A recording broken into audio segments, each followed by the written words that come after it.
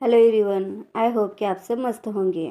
Part के शुरुआत में हमें दिखाया जाता है रुसेल उन्हा को ड्रिंक ऑफर करता है, जो ड्रिंक नॉन अल्कोहलिक होती है। उन्हा रुसेल को थैंक्स कहती है। रुसेल उन्हा से पूछता है, तुमने मुझसे पूछा कि कहीं बाहर चलते हैं, क्या बात है? क्या तुम्हें रियलाइज़ हुआ मैं लुइस के कंपैरिजन में अच्छा हूँ तुम्हारे बेबी के फादर के लिहाजे से? उन्हा कहती है, नहीं नहीं, मेरे बेबी के पास मॉम है जो उससे बहुत प्यार करती है। इतना मेरे बेबी के लिए इनफ है। रुसेल कहता है, हाँ, बेबी को फादर की ज़रूरत नहीं है, फिर मैं बेबी का अंकल तो बन ही सकता हूँ। रुसेल उन्हा से पूछता है, उन्हा तुम्हारी कोई टेक केयर करे, ये भी अच्छी बात है। उन्हा कहती है, पर्सन जो मेरी केयर कर सकता है वो मेरी फ्रेंड, बेस्टी या नर्स हो सकती है, लेकिन वो तुम नहीं हो सकते, क्योंकि हम दोनों के बीच कुछ रोमांटिक नहीं है। मैं और लुइस भी डाइवोर्स लेने वाले हैं, लेकिन जो हमारे बीच में 4 साल का रिश्ता था वो मेरे लिए काफ़ी ज़्यादा मायने रखता है। इन दिनों में तुमने मेरा बहुत ख्याल रखा है, इसके लिए शुक्रिया। अगर तुम चाहो तो मेरे फ्रेंड बन सकते हो। इस बात पर टॉस करने के लिए वो अपनी बोतल आगे करती है। रुसेल कुछ देर उसी पोज में बैठा होता है। उन्हा को लगता है रुसेल फ्रेंडशिप में इंटरेस्टेड नहीं है, लेकिन उस वक्त रुसेल भी उन्हा के साथ टॉस करता है। जब उन्हा लुइस की तरफ देखती है तो लुइस कहता है, अकेले ड्रिंक करने में मज़ा नहीं है। अगर तुम मुझे फ्रेंड बनाना चाहती हो तो ये भी कूल है। सीन शिफ्ट होता है। रुसेल उन्हा को ड्रॉप करने के लिए आया होता है। वो लुइस को वहीं देखकर ड्रामे करने लगता है। वो लुइस को प्रोवोक करने के लिए कहता है, आज का डिनर सच में कितना अच्छा था। लुइस उसे देखकर जेलस हो चुका होता है और वो जानबूझकर उन्हा के साथ क्लोजनेस दिखाता है। रुसेल के जाने के बाद लुइस उन्हा को रोकता है और उन्हा से कहता है, उन्हा, रुसेल तुम्हारे लिए राइट पर्सन नहीं है। उन्हा पूछती है, अगर रुसेल मेरे लिए राइट पर्सन नहीं है तो क्या तुम हो? रुसेल इस वक्त उन्हा को जवाब नहीं देता और उन्हा चली जाती है। लुइस जाते हुए उन्हा को देखकर सोचता है, ऐसा मैं क्या करूं उन्हा कि तुम मेरे पास वापस चली आओ। सीन शिफ्ट होता है और उन्हा को ग्रैंडपा के साथ दिखाया जाता है। ग्रैंडपा उन्हा से पूछते हैं, कहीं लुइस तुम्हें बुली तो नहीं करता? लेकिन उस वक्त वहाँ उन्हा के फादर आ जाते हैं। वो आते ही कहते हैं, उन्हा, तुमने बताया नहीं कि तुम प्रेग्नेंट हो। अपने फादर को देखकर उन्हा के चेहरे का रंग ही उड़ जाता है। उन्हा के फादर ग्रैंडपा को ग्रेट ग्रैंड चाइल्ड के लिए कॉन्ग्रेचुलेट करते हैं। उन्हा अपने डैड से कहती है, चलिए मुझे आपसे बात करनी है, और वो अपने डैड को साइड में लेकर जाती है। उन्हा के डैड उन्हा पर चिल्लाते हुए कहते हैं, ज़रा तुम खुद की तरफ देखो, तुम्हारा वेट कितना कम हो गया है और अब तो तुम प्रेग्नेंट हो। तुम्हारा ख्याल लुइस और ग्रैंडपा तो रखते हैं। इन चिकनी बातों से उन्हा बहुत अनोइंग हो चुकी होती है। उन्हा कहती है, आप डायरेक्ट पॉइंट पर आइए, आपको ये सब कहकर टाइम वेस्ट करने की ज़रूरत नहीं है। उन्हा के फादर कहते हैं, तो तुम समझ गई, मुझे मेरे न्यू प्रोजेक्ट में इन्वेस्टमेंट चाहिए। वो कहते हैं, इसके लिए तुम लुइस से बात करो। उन्हा कहती है, पिछले 4 सालों में लुइस के फैमिली ने बहुत कुछ दिया है, अब तक आपने उसका मुआवजा कुछ नहीं दिया। उन्हा के डैड कहते हैं, क्या तुम्हें नहीं लग रहा तुम्हारा बर्ताव हार्श है? Son in law father in law की मदद करना ये एक नॉर्मल है और इसमें अमाउंट पे बैक करने की कोई बात नहीं हुई थी। और वो अपने डॉटर से कहते हैं, तुम थोड़ा लुइस से ओबीडियंट बनकर रहा करो। अगर तुम्हारा उससे बिहेवियर ठीक नहीं रहेगा तो वो हमें एक पेनी भी नहीं देगा। उन्हा कहती है, आपका हो गया तो सुन लीजिए, यहाँ से आगे आपको कुछ भी नहीं मिलेगा। उस वक्त उन्हा के फादर को वहाँ आया हुआ लुइस दिखता है और वो उन्हा से कहते हैं, ये डिसाइड करने वाली तुम नहीं हो। लुइस आकर अपने वाइफ के साथ खड़ा होता है और वो उन्हा के डैड से पूछता है, आपको कितने चाहिए?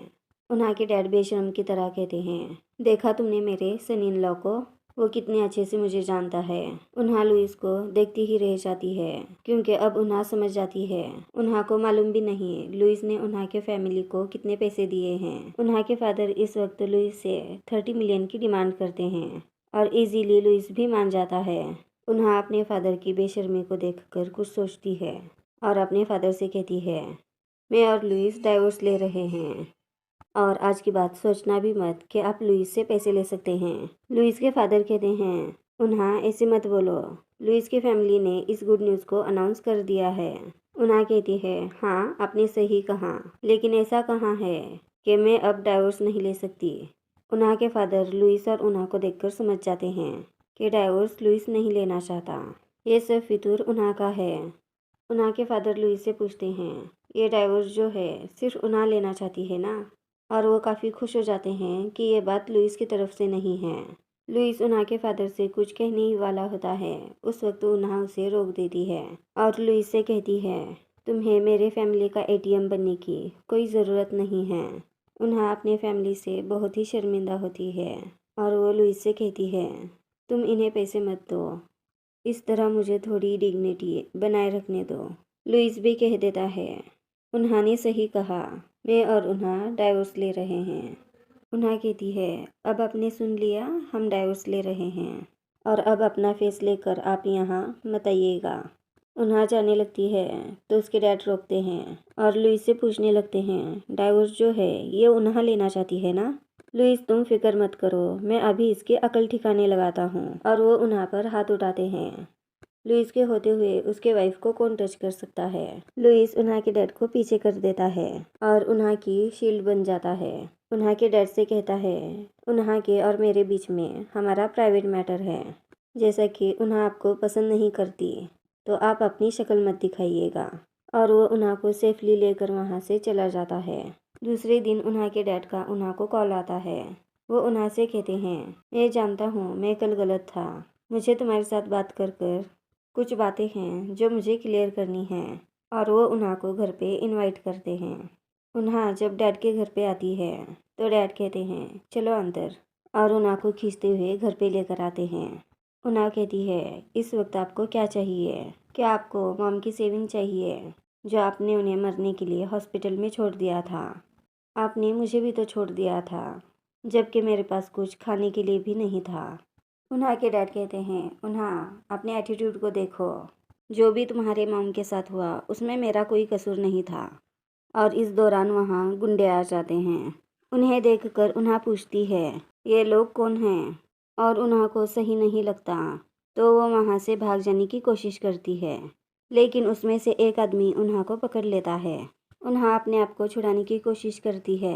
उनमें से एक आदमी कहता है, तुम्हारे डैड ने हमसे पैसे लिए हैं, उन्होंने कहा था उनकी डॉटर मिस्टर लुइस की वाइफ है और तुम हो जो मुझे पैसा वापस देने वाली हो। उन्हा के डैड कहते हैं, अब मेरी लड़की तुम्हारे पास है, इसके लिए कुछ भी तुम लुइस से मांगोगे लुइस तुम्हें दे देगा। उन्हा अपने डैड से कहती है कि तुम कितने बड़े जर्क हो, भला ऐसा कौन अपनी डॉटर के साथ करता है? उन्हा के डैड कहते हैं, अगर तुम नहीं रोकती तो लुइस मुझे पैसे देने वाला था और मैं ये लोन शार्क वालों के पैसे दे देता। ये सब सिर्फ तुम्हारा फॉल्ट है, बस तुम्हारा। गुंडा उन्हा के डैड से कहता है, तुम यहाँ से चले जाओ। उन्हा पूछती है, मेरे डैड ने तुमसे कितना लोन लिया है? मैं उस लोन को पे बैक करूँगी, लेकिन इंस्टॉलमेंट में। वो गुंडा कहता है, किसने कहा कि हमें सिर्फ पैसे चाहिए? उन्हा पूछती है, फिर तुम्हें क्या चाहिए? और उन्हा को मार के बेहोश कर दिया जाता है। और वो गुंडा सेल्विन को कॉल करके कहता है, ये लड़की हमारे पास है। सेल्विन कहती है, उसे लेकर यहाँ आओ। लुइस सारे दिन उन्हा को कॉल ट्राई कर रहा होता है, लेकिन उन्हा कॉल का आंसर नहीं दे रही होती। लेकिन उस दौरान लुइस को कॉल आता है और उसे कहते हैं, उन्हा हमारे साथ है। लुइस कहता है, मैं यकीन क्यों करूँ? उन्हा की आवाज़ सुनाने के लिए वो गुंडा फ़ोन को उन्हा के पास लेकर जाता है, लेकिन उस वक्त उन्हा कुछ नहीं बोलती। तो वो गुंडा उन्हा को स्लैप मारता है, जिससे उन्हा की चीख निकल जाती है। और यहाँ लुइस बहुत वरीड हो जाता है और लुइस गुंडे से कहता है, उन्हा को टच मत करो, मैं पैसे लेकर आता हूँ। वो गुंडा लुइस के कन्फर्मेशन के लिए वो पिक्स भेज देता है।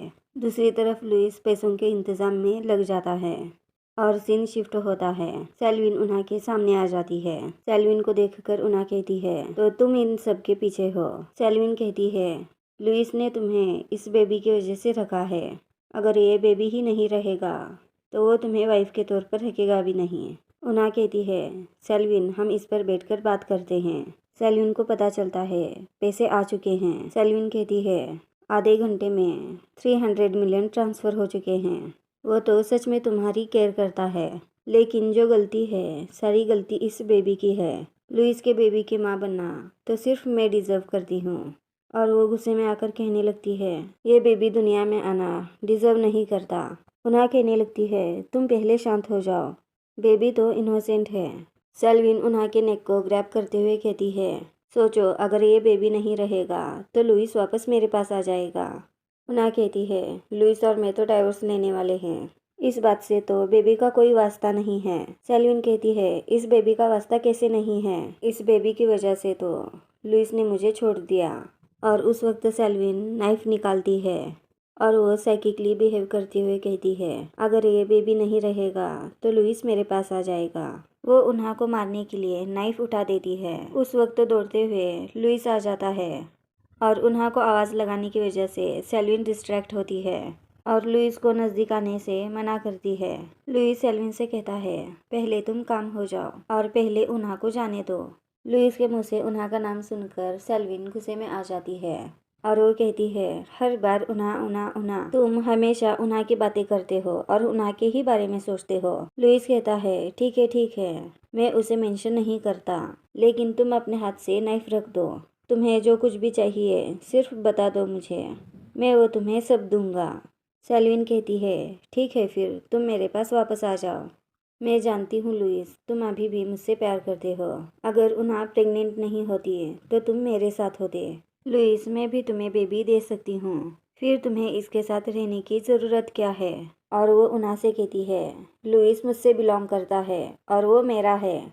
अच्छा मौका देखकर लुइस सेल्विन को साइड में करता है और वो उन्हा के पास आकर पूछता है, तुम कहीं हर्ट तो नहीं? उन्हा भी कहती है कि वो बिल्कुल ठीक है। अब तो सेल्विन बहुत ज़्यादा ही गुस्सा हो जाती है और वो कहती है, मुझसे मेरी खुशियाँ कोई भी छीन नहीं सकता। जब लुइस उन्हा को ले जा रहा होता है, पीछे से सेल्विन नाइफ लेकर आती है।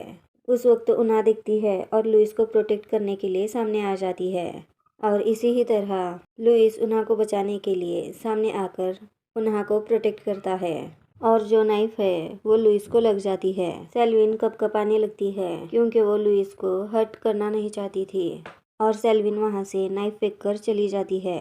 उन्हा लुइस को संभालने लगती है और वो उसकी काफ़ी ज़्यादा चिंता करने लगती है। इसे देखकर लुइस कहता है, डोंट वरी, मैं ठीक हूँ। मुझे पता था तुम्हें मेरी केयर है। उन्हा, प्रॉमिस करो मुझसे, तुम मुझसे डाइवोर्स नहीं लोगी। उन्हा भी रोते हुए कहती है, नहीं, मैं प्रॉमिस करती हूँ, मैं डाइवोर्स का नहीं कहूँगी।